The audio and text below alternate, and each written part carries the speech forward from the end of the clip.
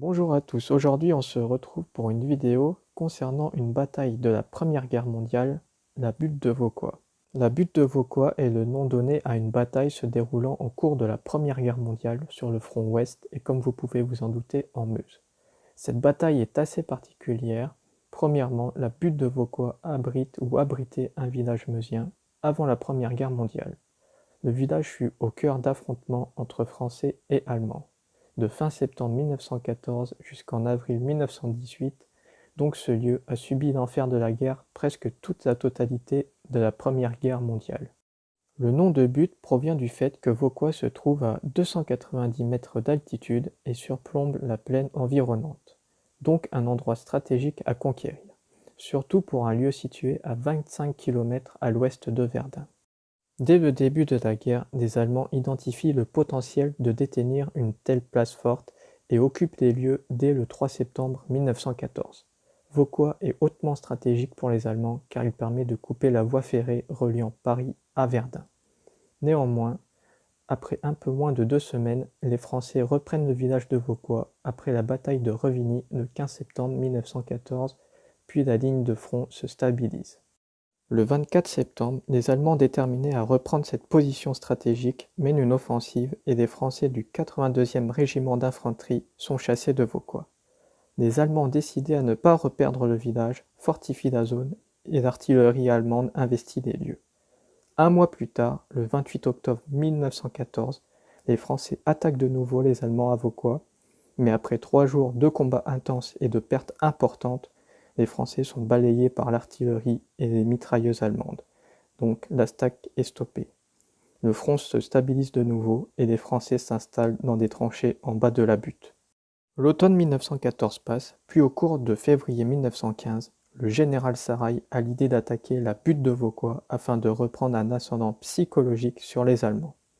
Le 17 février, l'assaut est donné après 3 heures de pilonnage de l'artillerie française sur les positions allemandes.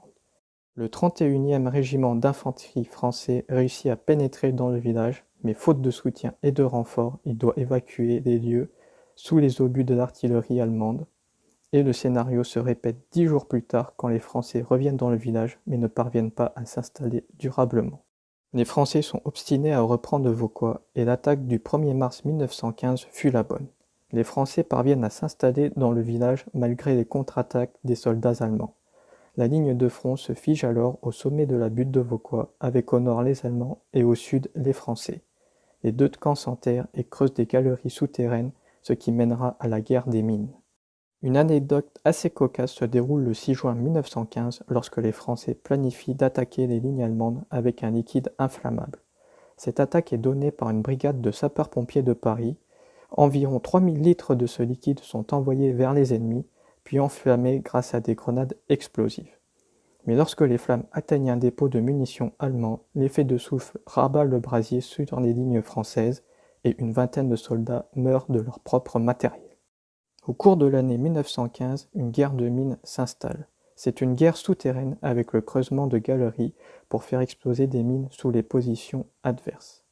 Au début du conflit, de la poudre noire est utilisée de façon rudimentaire, mais peu après les explosifs sont produits en industrie chimique.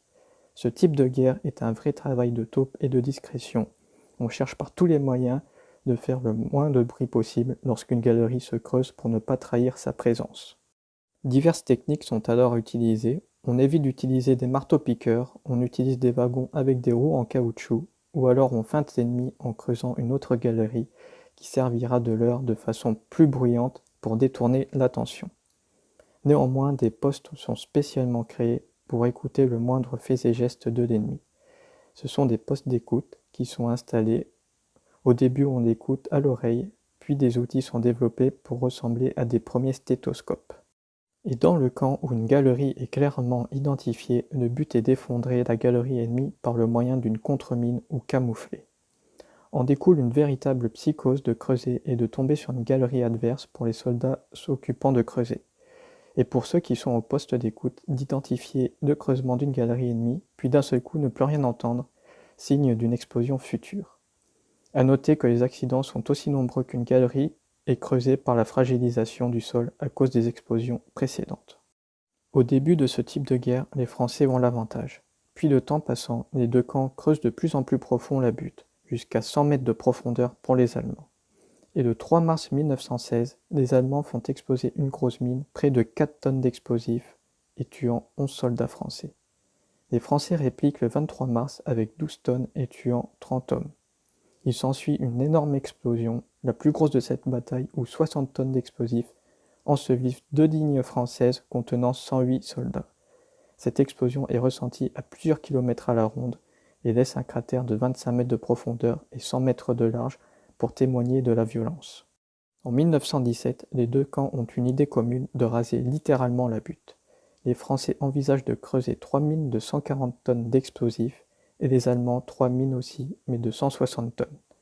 Les deux projets sont finalement abandonnés alors que les Allemands avaient pratiquement fini de creuser toutes ces galeries.